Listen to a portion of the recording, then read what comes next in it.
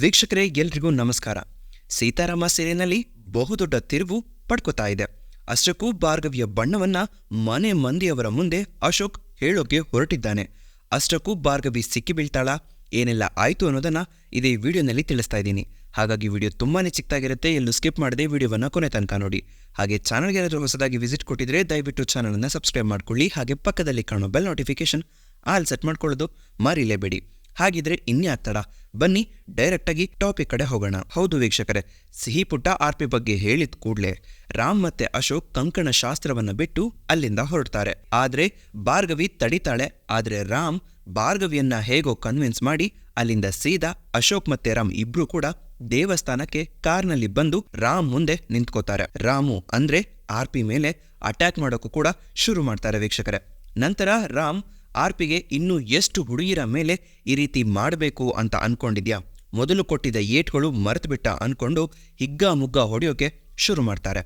ಆಗ ಆರ್ಪಿ ರಾಮ್ಗೆ ನಿಮ್ಮ ಮನೆಯವರೇ ಸರಿಯಿಲ್ಲ, ನನ್ನ ಸರಿ ಮಾಡೋಕೆ ಅಂತ ನೀನ್ ಬಂದಿದ್ಯಾ, ನನಗ್ ಪಾಠ ಹೇಳ್ಕೊಡಕ್ ನೀನ್ ಬಂದಿದ್ಯಾ ಅಂತ ಈ ಕಡೆಯಿಂದ ಹೇಳ್ತಾನೆ. ಏನ್ ಹೇಳ್ತಿದ್ಯಾ ಅಂತ ಈ ಕಡೆಯಿಂದ ಅಶೋಕ್ ಕೇಳಿದಾಗ ನಾನೇನ್ ಸುಳ್ಳು ಹೇಳ್ತಾ ಇಲ್ಲ, ನಿಮ್ಮನೇಲೆ ಮೋಸಗಾರರು ವಂಚನೆ ಮಾಡೋರು ಇದಾರೆ ಅಂತ ಆರ್ಪಿ ಹೇಳ್ತಾನೆ. ಆಗ ಇದನ್ನ ಕೇಳಿ ಅಶೋಕ್ಗೆ ಎಲ್ಲೋ ಒಂದ್ ಕಡೆ ಶಾಕ್ ಆಗತ್ತೆ.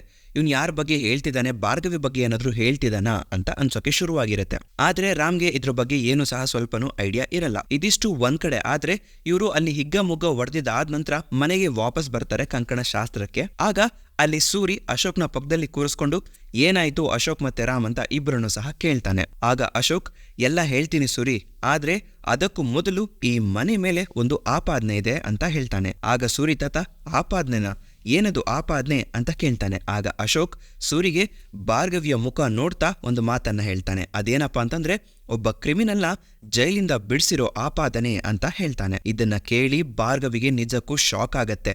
ಈತ ನನ್ ಬಗ್ಗೆನೇ ಏನಾದ್ರೂ ಹೇಳ್ತಾ ಇದ್ದಾನ ಅಂತ ಆಕೆಯ ಮನ್ಸಲ್ಲಿ ಯೋಚಿಸೋಕೆ ಶುರು ಮಾಡ್ತಾಳೆ. ವೀಕ್ಷಕರೇ, ಮನೆಯವರ ಮುಂದೆ ಭಾರ್ಗವಿಯ ಮುಖವಾಡ ಬಯಲಾದ್ರೆ ಚೆನ್ನಾಗಿರತ್ತಾ ಅಥವಾ ಅವಳು ಅದೇ ರೀತಿ ಮೇಂಟೈನ್ ಮಾಡ್ಕೊಂಡು ಹೋಗ್ತಿದ್ರೆ ಚೆನ್ನಾಗಿರತ್ತಾ? ಪ್ರತಿಯೊಂದನ್ನ ನಿಮಗೆ ಏನು ಅನ್ಸುತ್ತೆ ಅನ್ನೋದನ್ನ ನನಗೆ ಕಮೆಂಟ್ ಸೆಕ್ಷನಲ್ಲಿ ಕಮೆಂಟ್ ಮಾಡಿ ತಿಳಿಸ್ಕೊಂಡು ಕೊಡಿ. ಹಾಗೆ ಚಾನಲ್ಗೆ ಯಾರು ಹೊಸದಾಗಿ ವಿಸಿಟ್ ಕೊಟ್ಟಿದ್ರೆ ದಯವಿಟ್ಟು ಚಾನಲನ್ನು ಸಬ್ಸ್ಕ್ರೈಬ್ ಮಾಡ್ಕೊಳ್ಳಿ.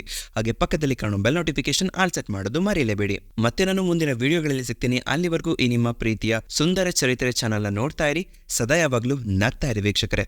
ವಿಡಿಯೋ ನೋಡಿದ್ದಕ್ಕಾಗಿ ನಿಮಗೆಲ್ಲರಿಗೂ ಧನ್ಯವಾದಗಳು.